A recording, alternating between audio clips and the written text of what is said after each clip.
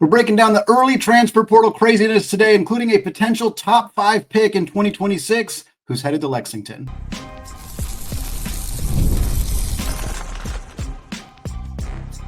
You are Locked On College Basketball, part of the Locked On Podcast Network. Your team every day. What's up, folks? Welcome into the Locked On College Basketball Podcast, a daily national college hoops show, part of the Locked On Podcast Network, your team every day.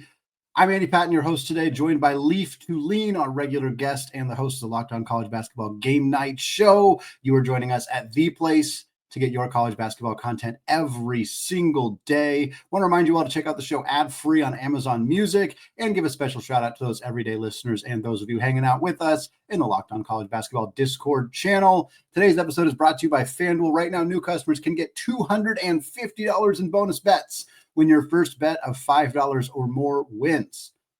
But like I said, folks, joined by Leif today, we're starting the offseason. Leif and I getting the offseason started strong. We've been talking about the NCAA tournament, of course, Florida's win over Houston for the last couple episodes. Now we're going to kind of transition into the transfer portal.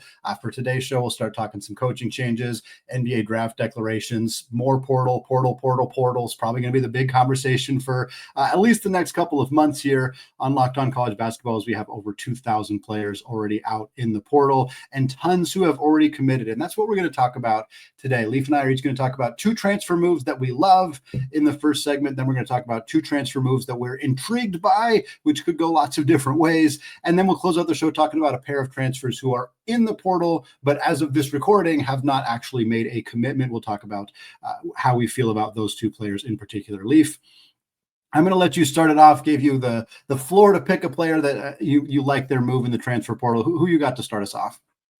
Yeah, I think I'll go with the guy that I think is the best player in the entire portal. He's not number 1 per the rankings, but Quaintance going to Kentucky. I know he was heading there with Calipari before Calipari took the Arkansas job, but this time he's going there with Pope. And to me, this is a guy who could be, like you said, the outset, a top 5, top 10 pick of the upcoming draft. He was 17 playing college basketball, and his defensive numbers were through the roof. I'd heard Auburn had a guy that they wanted to replace Janai Broome, and somehow they got outbid. It turns out it was Quaintance. So if this is any indication of how good he's believed to be, Auburn had said, you know what, we're going to get a guy who can fill up a lot of what Janai Broome could be. And that was the guy that most people believed would be the National Player of the Year throughout the majority of the season. I think not only are you getting a top 10 pick, but you're getting a guy who can score in the collegiate game 15 points, 10 boards, and be the best defensive player in a conference. So to me, that's the best player in the entire portal. So I took an easy one. He wasn't ranked number 1, but to me, that's got to be the one you love the most, is a guy who's 18, top 10 pick caliber guy transferring to a blue blood. Yeah, I'm with you on that 100%. And I think for Quaintance, he didn't get as much press last year. He wasn't as good as Cooper Flagg. He didn't deserve that level of press, but a big part of the narrative around Flagg was how his youth. And I feel like Quaintance maybe deserved a little bit more attention for being an impactful defender at his position in the Big 12 at his age. I mean, that's extraordinary. And it obviously got buried on being on a not very good Arizona State team. And it's wild how many people could have predicted he's going to Arizona State. They have another great freshman in Sinone who's already hit the transfer portal and gone to St. John's. And it was just so clear, like, this team's acquiring talent and we just don't expect him to be very good. And that's exactly what you see happen with JQ here. Now he hits the portal, he goes to Kentucky, replacement for Amari Williams in that front court. I love this fit a lot. For Quaintance at Kentucky. I think that if there was anything he needed to do to make sure he was in that top 5, top 10 conversation for this upcoming draft, being at a program like that, in a system like that, where I think his defense and his offensive game will develop and be on full display, I think is going to be great. And it's a very different situation for the player that I want to talk about. He's a more veteran guy making a move that was a little bit more surprising, just in the sense that it felt like he was at a good spot previously. But I want to talk about Pop Isaacs. This is a pretty recent move that we just saw in the transfer portal. Pop Isaacs, who only played 8 games last year at Creighton before going down with that injury, but looked like a really good fit at Creighton, had previously been at Texas Tech. Instead, Isaacs returns back to the Big 12. He's going to Houston. He's going to be the LJ Cryer replacement for Kelvin Sampson. This happens basically right after Houston loses in the NCAA tournament. And their projected roster for next year had 2 freshmen starting in the backcourt in Kingston Flemings and Isaiah Harwell, who are both very, very talented freshmen. But I think for Kelvin Sampson to, at 70 years old, he wants to get back into that national championship conversation. Having a veteran guard like Pop Isaacs in the mix, alongside the youth on that team with Chris Senack as well, coming in, and JoJo Tugler is going to take a big leap, and Sharp should be back. Like, this is a roster that I think is really coming together well. And I think Pop Isaacs he's already played in the Big 12, so we know he's a fit in the conference. And I think his ability to kind of become that lead guard. I know he's very close with Milos Uzan, and certainly he watched probably with envy what Houston and Sampson were able to do with Uzan in his season with the Cougs, and now he's like, I want a piece of that, and I think it's going to work out really well. Yeah, so I'm torn on this one, because that to me means they're booting Uzan out of town, and not in the sense of, oh, he's gone. It just means he's going to the pros, and I'd wondered if there will be a bitter taste and he can come back, because he was only a junior. So if you're replacing 1-to-1 Uzan and Isaacs, then I'm not as much of a fan. But like you said, I think it is the LJ Cryer replacement of a guy who is supposed to be offensive, and you try to get the most out of defensively, because you're going to be a good defensive culture. But at the same time, you think about Houston, what you think about is the veteran presence of Jawan Roberts. You think about the physicality that they play with, and Pop Isaacs is the complete opposite. So LJ Cryer probably was the same at Baylor. He wasn't perfect fit, and nor was Uzan coming in. So I believe that Kelvin Sampson can vet it out and say, you know what, this guy will buy in. But it does make me a little bit nervous, because he was a guy who just chucked at Texas Tech. Let's put it what it is. He did not play defense. He did not pass. He just shot. At Creighton, he tried to play point guard a little bit, and with Ashworth and him kind of duking it out to see who would handle the ball more. And then he got hurt. And he had one really big game against Kansas. We know he can score. My question would be defensively. And then on a Houston team as a whole, I'm curious to see how that team rebounds, not in terms of rebounding itself, because they'll find a way, but just in terms of how they find their leadership. They lose Jamal Shedd, but Uzan comes in, he's excellent. It's unlikely that you're going to even be able to replace the production of Uzan, not to mention that you lose a third-team All-American and LJ Cryer. So I get the premise with this one, but I'm a little concerned about the personnel of Houston, because you expect now the expectation is not just, oh, it's kind of a fun story. Like, it's a championship or bust type of mentality for Houston. And Pop Isaacs hasn't exactly been a winner at this point in his career.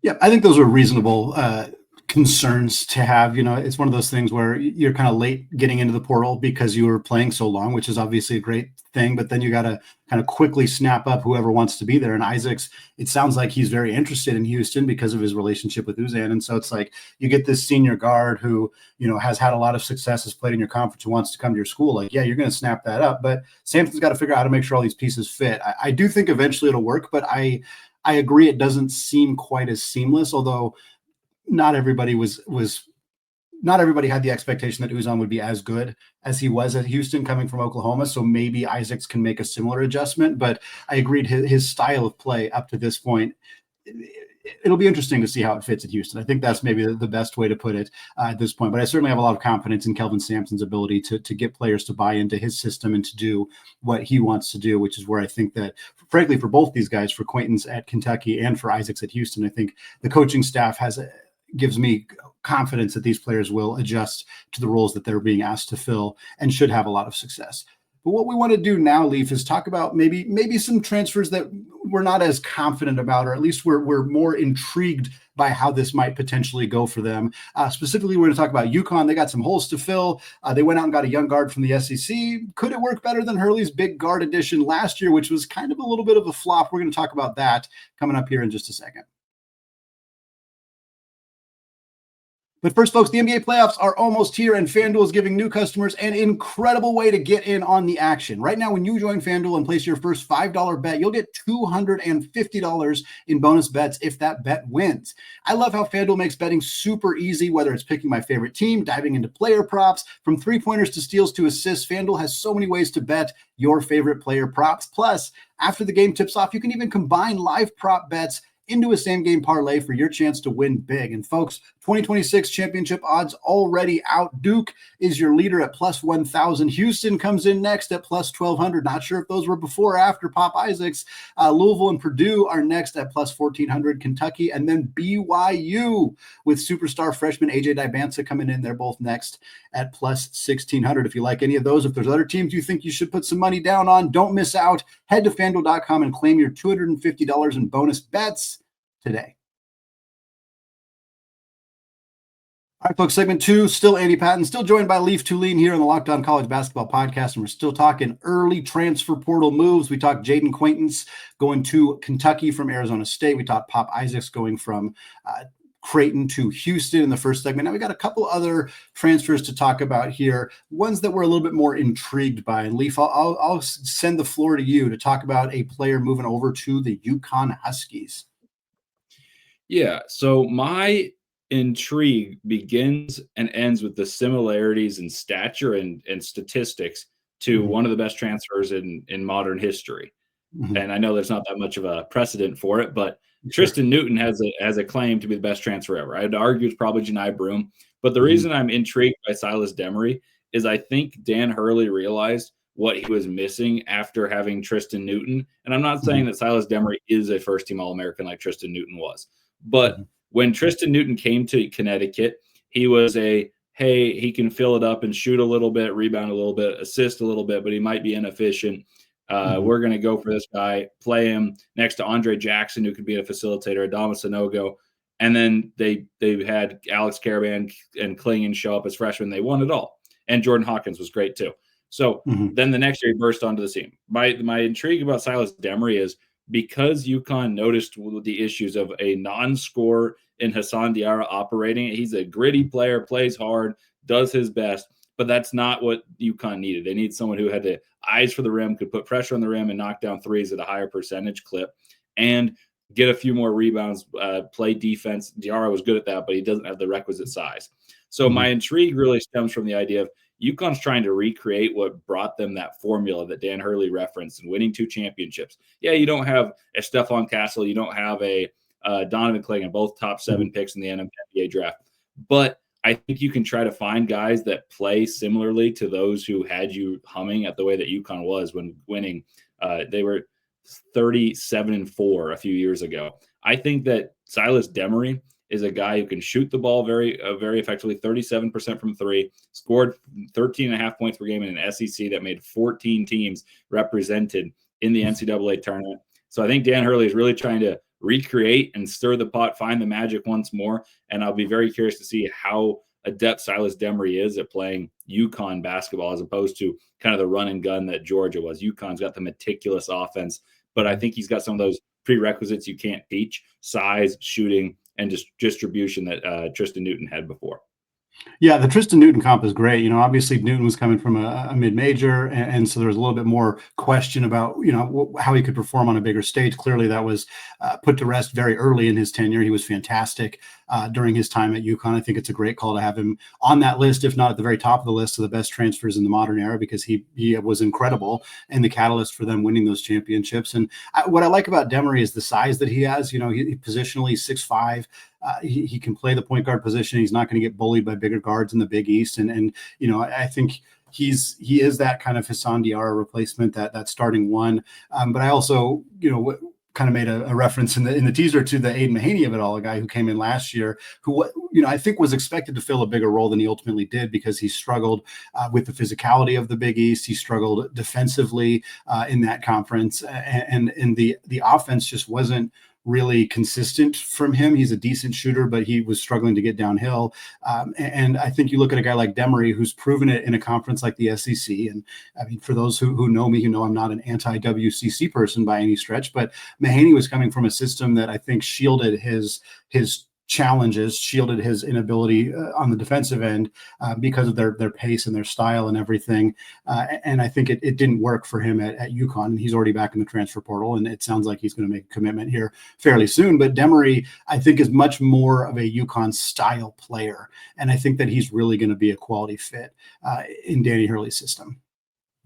Want to move on, Leif, talk about my kind of intriguing transfer portal edition. And it's I'm going to talk about Malik Reneau specifically, but it's a little bit about Miami in general. Jay Lucas takes over as the head coach for the Canes after Jim Laranaga's kind of surprising retirement in the middle of the season back in December. And Lucas gets hired to start in March during the NCAA tournament, or right before the NCAA tournament, I should say. So he leaves his post as the associate head coach at Duke, goes to Miami. Miami wanted him in place so that they could be prepared when the transfer portal opened. It was kind of an odd thing that we're going to see more of going forward in college basketball as teams, realize the importance of having a coach in place during this portal window. If you don't, you're kind of completely SOL. So Lucas takes over. He's known as a good recruiter, and he's immediately going to work bringing in high-profile transfers. We know Miami's got a big old stack of cash, and we knew that they were going to use it, especially once they get a new coach in. And so he goes out and gets a guy in Malik Reneau, who is a very good player in the Big Ten at Indiana for 3 years, who I think his role changed with the addition of Oumar Ballo and Leif. I know you've talked about this a handful of times of feeling like Indiana might have been better off playing Reneau at the 5 and Mbako at the 4. Instead, they bring in Ballo. Reneau plays the 4. Mbako plays the 3. The floor spacing is a massive issue, and Indiana ultimately stumbles through the regular season and doesn't make the tournament. Woodson loses his job. Now Mbako and Reneau are in the transfer portal.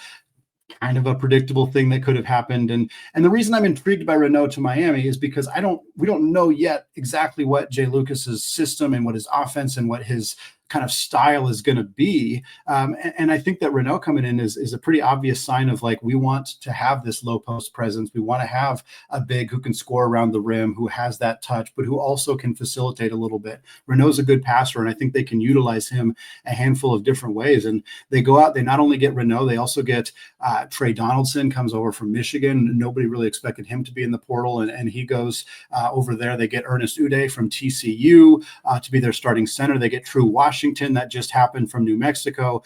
Jay Lucas is building a really darn good program here, at least really good collection of players. How it all fits together is the thing that I'm most intrigued by. And I would also want to point out that Donaldson and Reneau are from that area. Reneau in particular played at Montverde Academy, which is a huge basketball factory.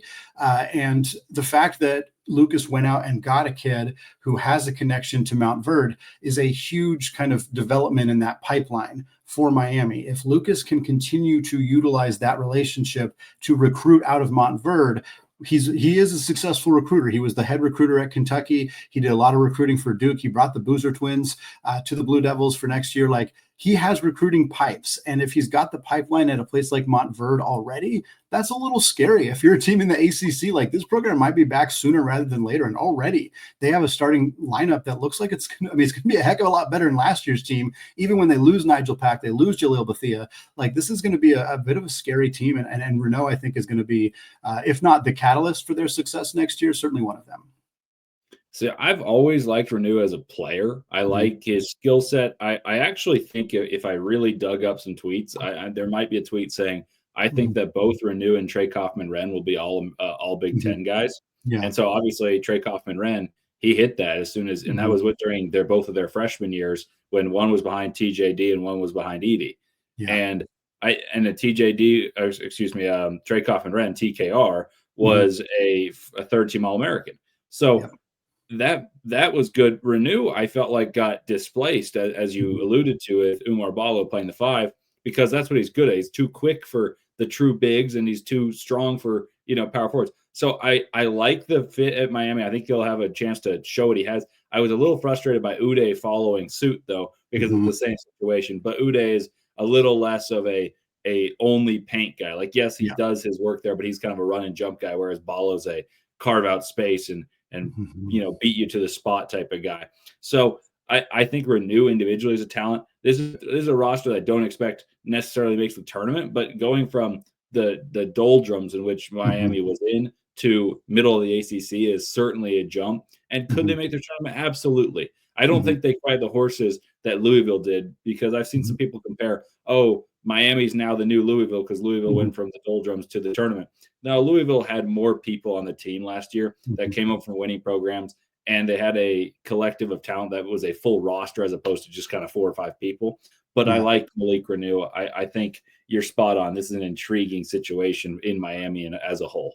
Yeah. And obviously the offseason's not over. Perhaps Miami could add a few more and be more competitive. But even if they don't, like even if they only add a few other pieces and they end up, like you said, middle of the pack, missing the tournament, like the excitement around this program is going to be much higher going forward. And I'm intrigued because Jay Lucas has already made moves that I think are going to be promising for this program in the short term and potentially in the long term.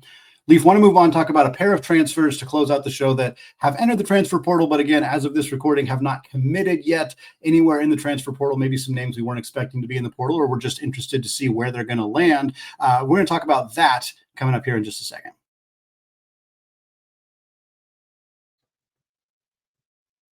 All right, folks, segment 3, still Andy Patton, still joined by Leif Thulin here on Locked On College Basketball. Still talking transfer portal here as we get the offseason kicked off on the podcast following the NCAA Tournament Championship earlier this week. Right now, to close out the show, we're each going to talk about a transfer who is in the portal, who is available, and just kind of what we think about them and them being here in the portal in the first place. And Leif, you're talking about a guy here who I think a lot of people expected would only spend 1 year in college. And yet we didn't expect he'd enter the transfer portal. We thought he was going to be a one and done candidate.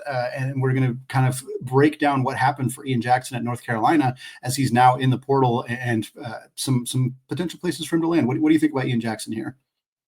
Yeah, well, Ian Jackson, I think, chose a weird situation in North Carolina where they were very guard heavy with veteran guards returning. And I think it cost him. I think he had all the talents in the world if given the reins and a good situation to display, hey, I can score 18 points a game, and that's enough sometimes. That said, when he was given that chance, he started off hot and then became very inefficient. And I think that's the reason he's going back, not necessarily the bad situation, because some of that bad situation allowed him to have the showcase that he had. So back to the recruiting part, I'm not surprised he's choosing the portal because you'll get guaranteed money and he'll be able to choose what situation this time will feature him. I have a sneaking suspicion he's a New York kid that the allure is going to go play for Rick Pitino, become someone who plays in a track meet situation where you're running and you're defending, you get out in transition, use all those athletic skills and get to the paint, which is what he does very well anyway in a half court. Rick Pitino is going to need more shooting than what he had last year. That's the learning lesson.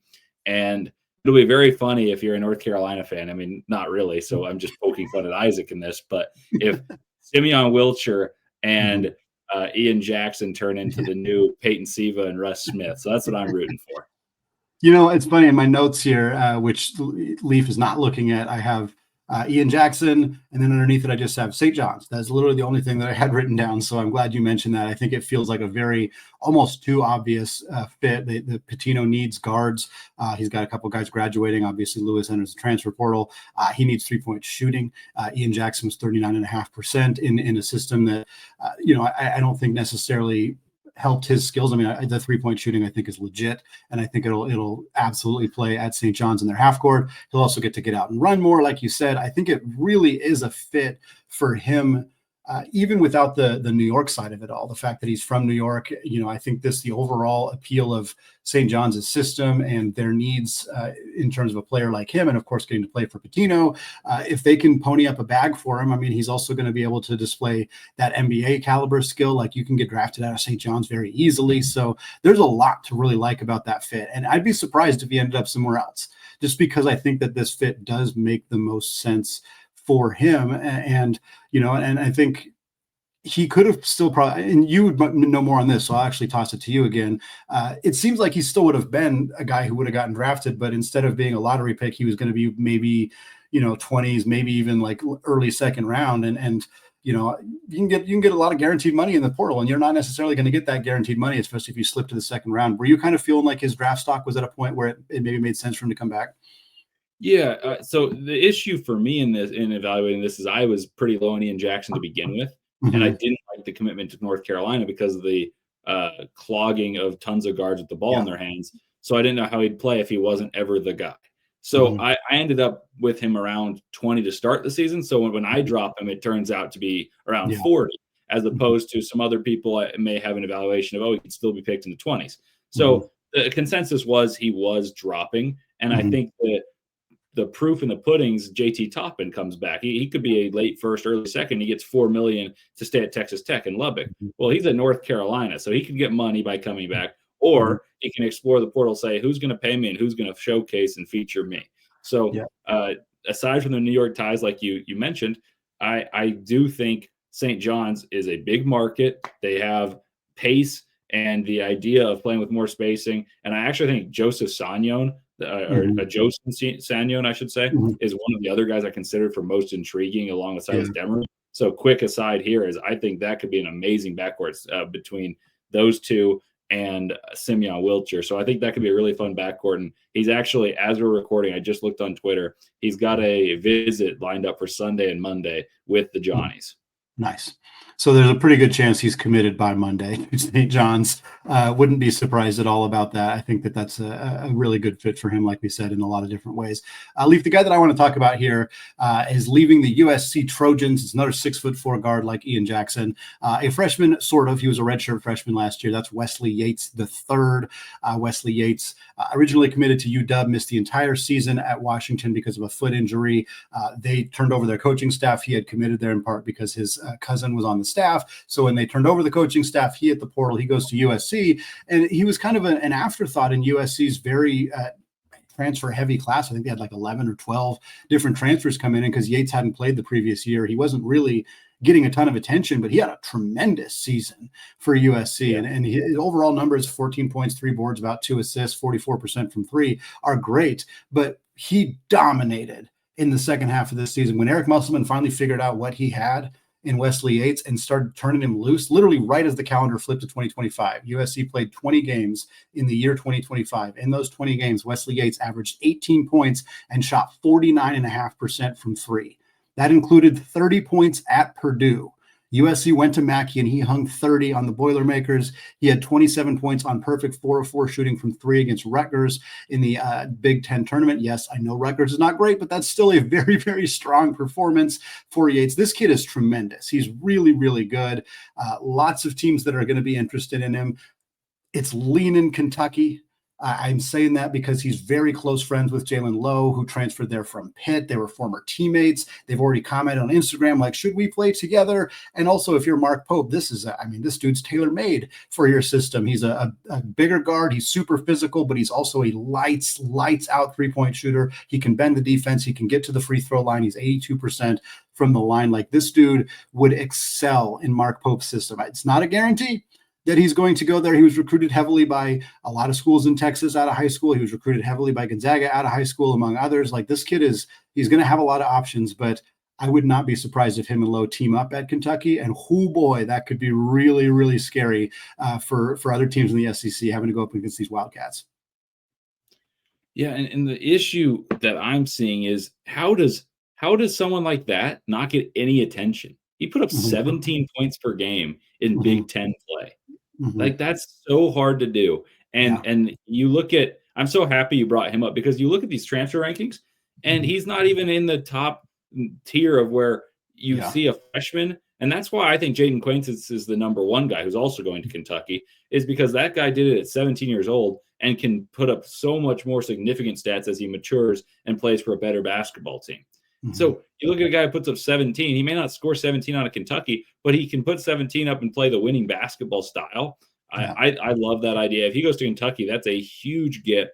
And I think their wings are better than what they were this year on a Sweet 16 team that at times was ranked at number 4 or 6 in the country for Kentucky. I think Jaylen Lowe and Lamont Butler and Jaylen Lowe are different at point guard, but you got some certain traits. But Brea and Robinson are offensive players. Yates can play some defense. And if you bring in some other wings like they did with Cam Williams and all those guys that Kentucky can bring in because they've got the cachet, that's a ball club. Yeah, I'm with you 100%. I'm seeing some names, and I'm not going to name them because I don't want to, they don't need to trash anybody. But there are some names of the players that are top 5, top 10 in the portal, and I'm like, I think Wesley Yates is better. Like, I would take him over some of these guys. Like, and I think that he's just a little unproven. But it's like, I mean, I don't know. I can't imagine if you watch, for anybody who hasn't watched tape of him, if you're still skeptical, if you're a Kentucky fan and you just want to see it, watch like a few clips of Wesley Yates and you'll be sold. He is really, really good. And I think is going to make whoever it is, especially if it's Kentucky, because I think the style fit is really good. He's going to make somebody a lot better. And I wouldn't be surprised that he's not getting NBA attention right now, although I think he could. But if he goes out and puts up anything similar to that at Kentucky, he's going to be a very high pick in the 2026 NBA draft. I wouldn't be surprised. He's a little small. That's going to hurt him, but man, he's really good. Folks, that's going to wrap it up for us today here on the Locked On College Basketball Podcast. I want to thank all of you who've made this show your first listen or your first watch of the day. Of course, a special shout out to those everyday listeners as well. And folks, we're going to continue transfer portal stuff. We're going to try to get to as many of the big transfer commitments, players entering the portal, NBA draft decisions as we can. We're also, Isaac and I are going to talk some coaching changes stuff. We got a lot of the coaching carousel has been swinging around for quite a while, but we haven't really gotten a chance to address it. So we'll be talking about that very soon here as well. But as always, we want to say thank you for listening. Apologies to the Lawyer family. Let's go Wild Popes. Big potential addition for them and already a big one in Quaintance. Cheers to the Mick Bruins. And until tomorrow, peace out.